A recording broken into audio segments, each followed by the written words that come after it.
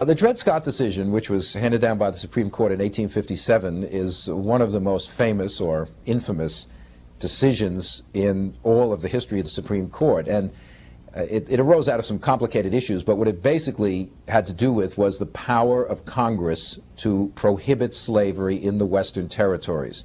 Dred Scott had been brought as a slave into the territory of Wisconsin, where slavery had been barred by Congress, and later he sued for his freedom on the ground that he had been in a place where slavery had been abolished and therefore should be considered free. And this goes all the way up through various courts, and the Supreme Court eventually rules, no, Dred Scott's not free because two reasons. One, Congress does not have the right to prohibit slavery in the territories, and this basically declares the Republican Party unconstitutional. The Republican platform, Lincoln's platform, which is to prohibit slavery in the territories, the Supreme Court said you can't do that. Slavery has a right to go anywhere within the country in a territory, not a state. A state can abolish slavery. Illinois did. But the territories which belong to the whole country, slavery has a right to go there.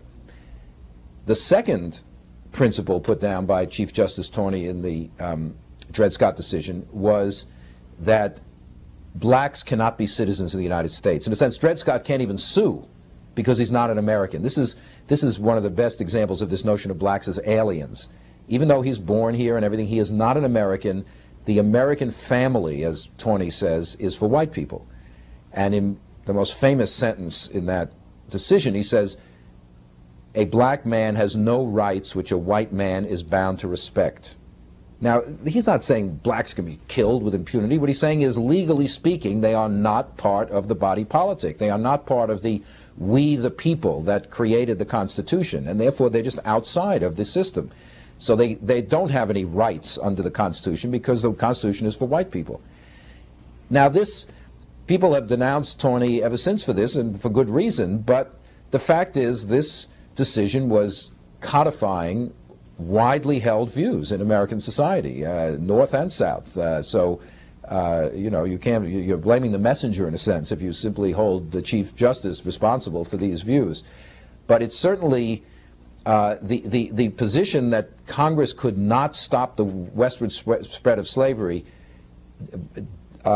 discredited the Supreme Court in the eyes of large numbers of Northerners, including Lincoln. Lincoln is denouncing them after this and saying, Lincoln, who is a law-abiding guy, says we don't have to recognize this decision.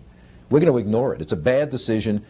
And when the Republicans get in, we are not going to abide by the Dred Scott decision. So it shows you how far the sectional dispute has gotten, that a guy like Lincoln will say the ruling of the Supreme Court can just be ignored because it's so, wrong-headed.